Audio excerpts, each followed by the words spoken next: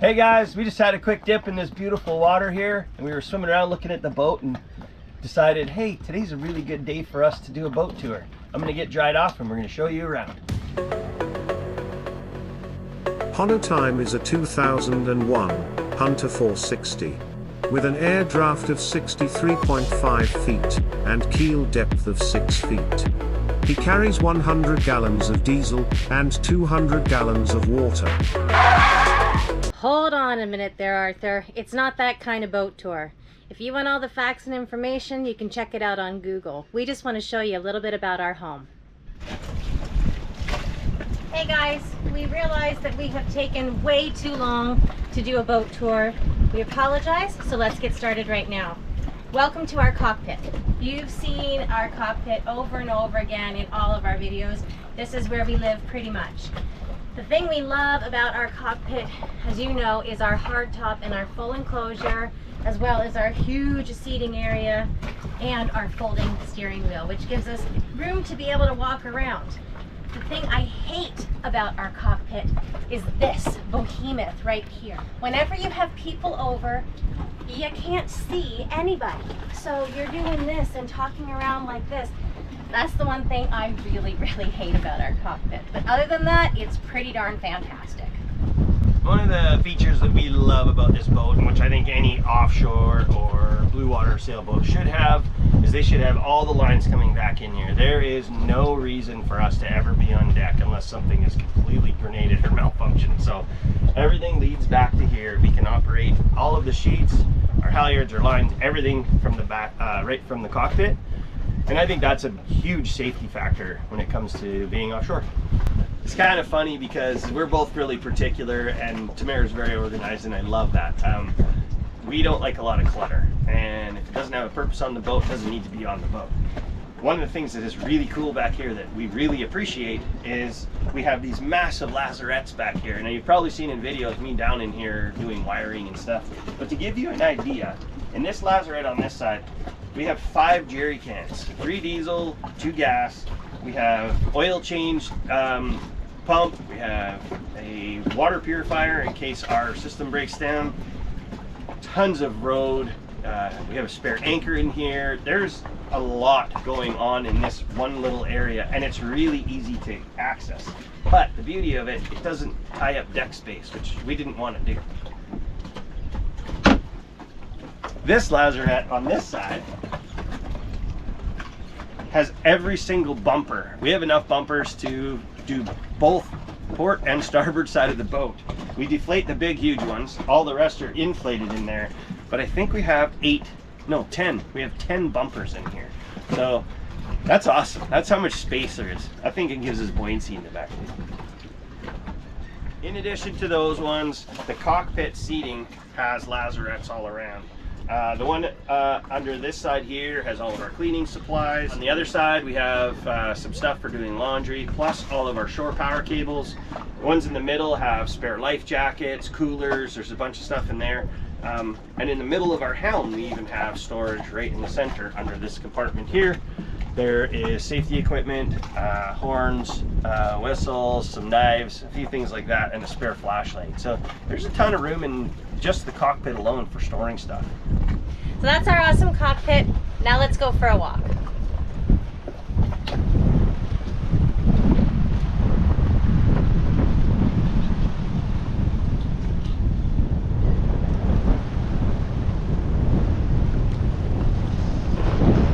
Did you catch that?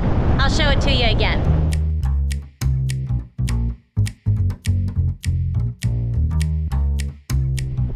So that's one of the things that we absolutely love about this boat is the wide deck space. There's nothing really encumbering your way going from the aft of the boat all the way to the bow.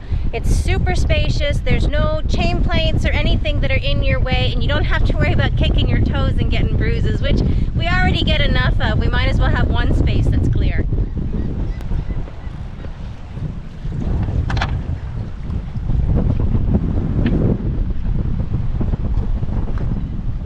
I'm not going to go into too much detail about our anchor locker. You've seen it over and over again in all the work that we've done inside of there.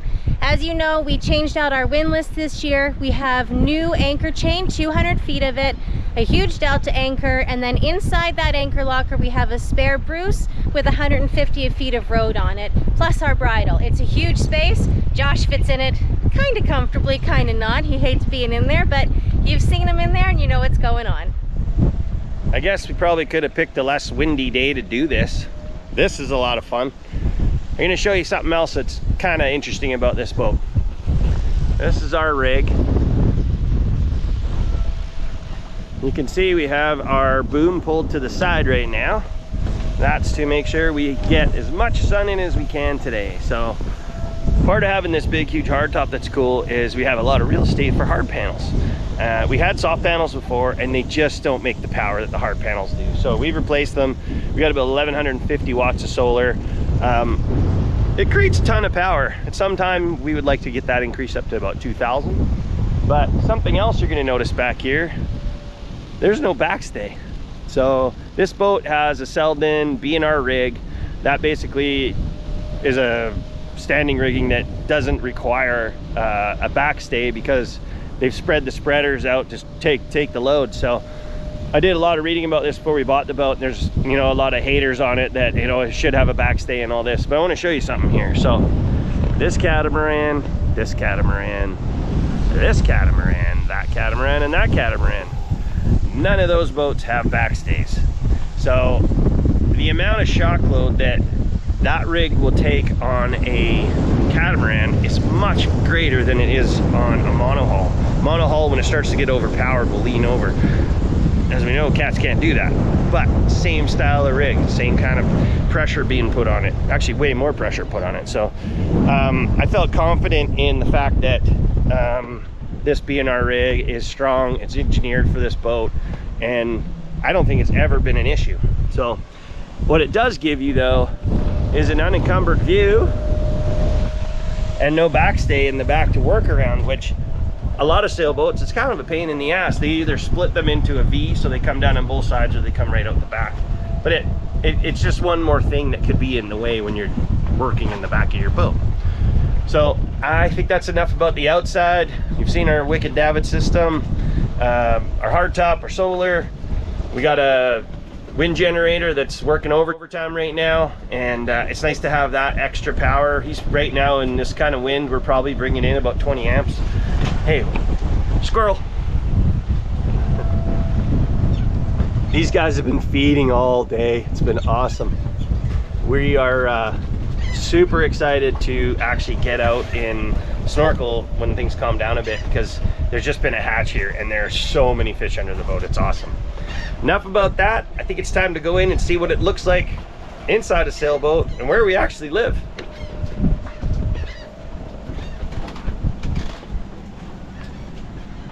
Welcome aboard. We have about 400 square feet of living space down here. So that's about the size of a bachelor suite, and it's not that big. There's 2 people living in here. And we have to figure out how to get along with each other 24/7. Talk to a lot of sailors and a lot of people that live in tiny homes. It's not the easiest thing in the world. You don't have a bunch of places that you can go off to and kind of figure your shit out. Let's talk about the house. We have 3 staterooms altogether. One is our forward stateroom, which is where we stay, and then 2 in the back, 1 port, 1 starboard. On the port side, we have our galley and our settee, and on the starboard side, we have our chart table and captain's chairs. We are lucky enough to have 2 heads on this boat, 1 aft and 1 forward. The aft head kind of does it all. It's got your shower and your bathroom all in one. So what they call that is a wet head. This means that you're showering over top of your toilet, people. This is not something that we wanted to do, so we kind of took out the shower in that head altogether, and it is just a head bathroom to be used. The one that is forward, which is kind of our bathroom, has 2 separate rooms. There's the head on the port side and the shower on the starboard side, which is absolutely fantastic. Nothing gets wet that shouldn't be wet, and we have our own space to do what we need to do. So let's go check it out.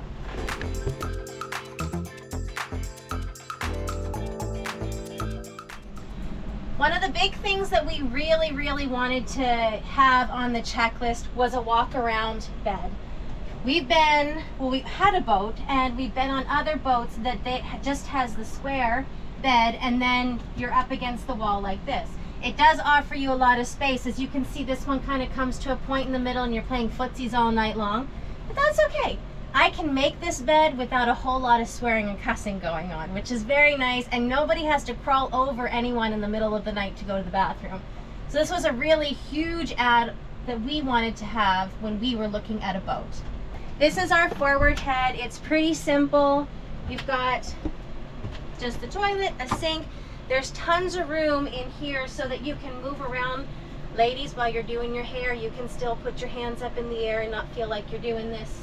Nice big mirrors, tons of light coming in, comfortable space. And then the best part is our separate shower, which I had mentioned earlier. It is a good size single shower. We've actually both been in there, just saying. Not comfortably, but it's happened. But there's tons of room for washing and doing your thing. Another great big sunlight up here, so it keeps it all nice and dry. And like I said, you're not showering over your toilet, so that's a bonus. Hi. There's a video actually of us changing how this was set up from when we first bought the boat, but originally there's a seat that's right here that was in the center, and the people that owned the boat before us moved the little seat to the side and made the settee bigger. When they did that, they actually screwed this door shut. One of the things we saw right away was here's an opportunity to get a little bit more airflow through the boat. So when we first purchased the boat, we actually turned it into a half door or a pass through, but it just gives it a little bit more space and light in here. So that was a little change that we made that we really like. In some of the later models of this same boat, they actually made this a solid wall, so there's just a one door going through. And we quite like this actually.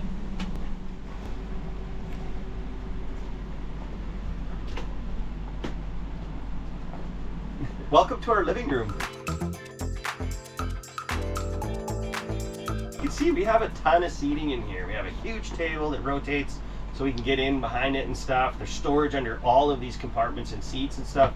The captain's chairs here, we actually don't sit here as much as we thought we would. They're comfortable. They're nice when we have extra guests here, but we tend to sit around the settee more. You can see we have this huge dinette area where it's a little tricky to slide in sometimes, but the table's set offset. So if you swing it, you can actually walk right in, get your wine glasses, whatever you need, and then swing it right back. It will actually collapse down and make this a huge bed area too if we need it. We've never used it for that. Generally, this is where we work, we eat, we edit, all that stuff. But yeah, this is our hangout spot. This may look weird, but this is actually how we use the chart table. Completely. All our projects go on there. We never really use the chart table except for the storage back here. And I sit and write on the whiteboard, and this is the function of our chart table. Pretty much.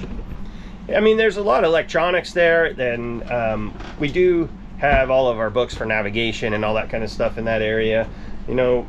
But really, as far as an actual chart table, it's not really done that much anymore. A lot of stuff is not on paper. It's all digital. So we have multiple ways that we can plot a course and redundancies for all of that. We generally don't do anything by map anymore.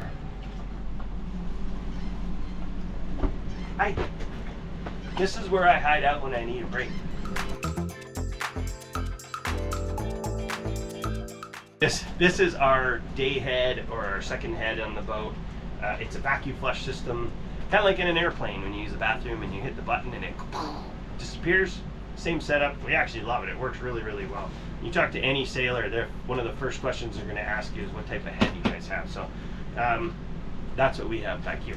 This is a Jack and Jill door. It goes to the back berth here. So if we have guests, they have access to this bathroom on some private time. It's a pretty big space actually, and it is a wet head. We do not use it for that. It's set up for that, but it's not something we do. Lastly, we make our way into the starboard stateroom.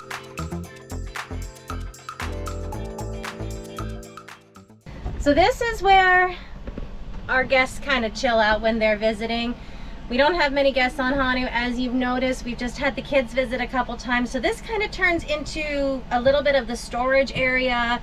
Our floaties go in here. Anything big that we don't have a spot for on the regular kind of hangs out here, but it's not a bad storage room, and it's easily to make up whenever we have someone coming over. A nice queen size bed, tons of airspace, and a nice little spot.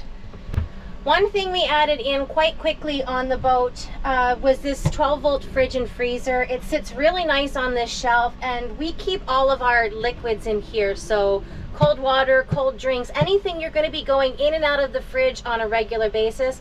That way we're not opening up the fridge and letting the cold air escape. This thing's fantastic. It actually gets too cold sometimes to where everything is frozen in there, but it works really good when we're defrosting the freezer. Everything goes in here, and it keeps our drinks nice and frosty. So you can see underneath the fridge here, this is access to our diesel generator. It's a 5.5 kilowatt Northern Lights. We hardly use it. We've done really well with solar and wind over the last while, and this hasn't really been a thing for us to use. We do have a redundancy on top of that. We have multiple actually, so we have a Bahamas high output alternator, so when the engine's running we're making a lot of energy that way. And we also have a small Honda 2000 suitcase that sometimes it's just easier to run that than run this because it creates a lot of heat inside the boat.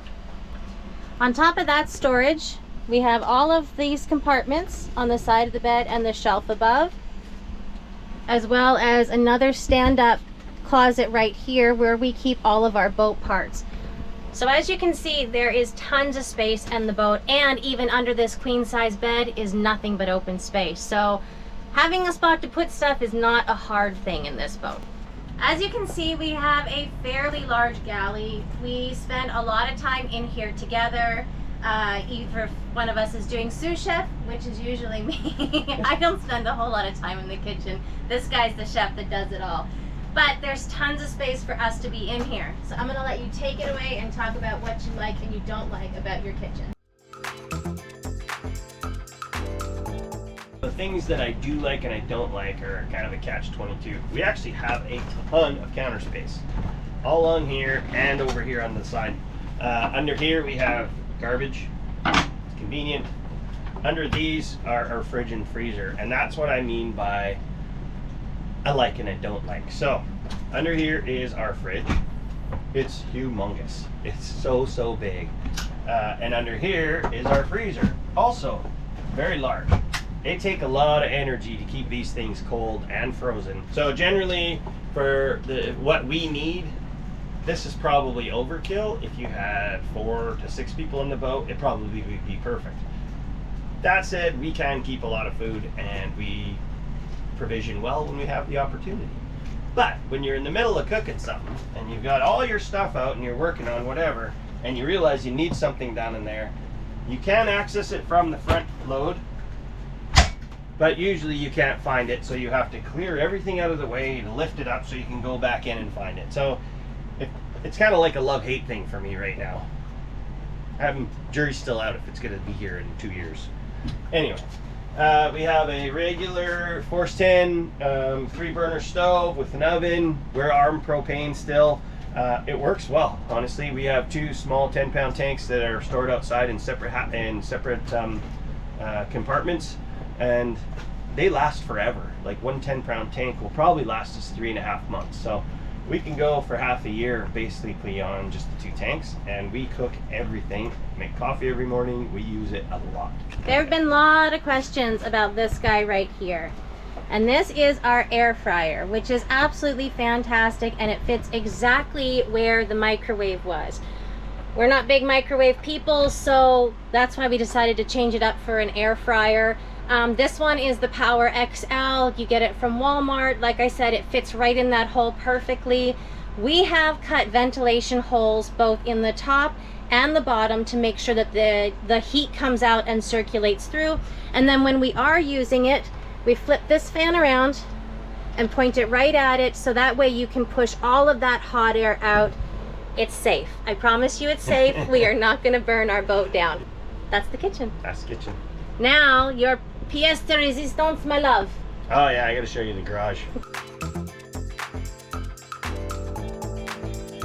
Okay, grab a beer. We're going to the garage. This is an area we just deemed necessary. So this is the berth in the back here. We put in all these Milwaukee packouts. Each one of them is for a different type of job. This is all electrical, this is all mechanical. The big one has all of our power tools, batteries, and that stuff in it. We have a second sewing machine, which we need to get rid of if anyone needs one. We have a wet dry vacuum, and this is extra storage for dry goods. So we keep noodles, pastas, that kind of stuff back here in this. Major amounts of storage. This is all stuff to do with maintenance on the boat. This whole room is kind of dedicated to that. Our diving gear goes in here, our fishing gear, see, polishes, cleaners, all that kind of stuff. We have a huge locker back here that has everything from fiberglass repair to doing engine work and stuff. It's got everything in it that we need, tools, parts, you name it. So when we set this all up, the whole idea was to get everything we need so that we could cruise for a year. Maintenance, tools, basic stuff that we wouldn't maybe be able to find in an emergency. And so far it's proved to work out really, really well.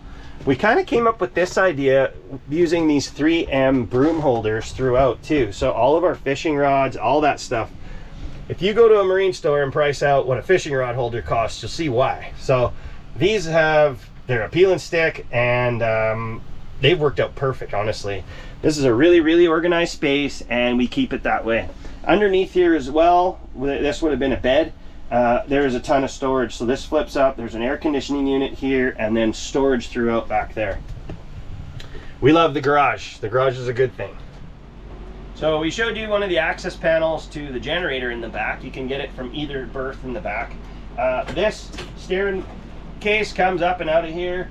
One of the things we really like about it, it's a really shallow incline, so it's really nice walkway to come in and out. We've been in a lot of them where they're very vertical up and down, and we don't feel like they're as safe as this one. This is removable. We have shoe storage right here, and then under here, the doghouse is where our engine is. So we can access it for quick maintenance things through here, or through a panel on the side, or actually underneath the galley sink. There's some panels that remove, but most of the time there's 4 bolts that hold this together, and we can lift it right off and move it out of the way and access the motor. It's actually not that inconvenient to get to. We are blessed with many port lights in this boat, and it's great for ventilation and looking at the beautiful view. Well, at least one of us can look at the view. I'm too short. I have to stand on the stairs if I want to see, but Josh loves it. So now we've made it back to where we do all of our live talks. How's it going, guys? Thank you so much for joining us on our boat tour. I hope we didn't bore you too much, and we were able to show you all the things that you don't usually see on our videos. Yeah, and you know, we didn't really get into any of the technical stuff, but you have any questions or comments or anything you're just curious about, we have done a complete electrical refit on the boat. Really from the front to the back now. Yeah, we have. And you know, there's a lot of things that I think that we've upgraded that has made this a much better vessel. Yes. There's a lot of things we upgraded at the beginning where we thought we needed it and we didn't, but that's a whole nother topic. It is a whole nother topic. So that's it. That's our boat tour. Like Josh said, if you have any questions, please leave them in the comments. Don't forget to subscribe and like if you haven't already, and we'll catch up with you guys next week. Yeah, please do. We need as many subscribers as we can get. Yes. We can tell you're not all doing it. We see it. We don't see you, but we see it. All right, guys. We'll catch you later. Bye. Bye.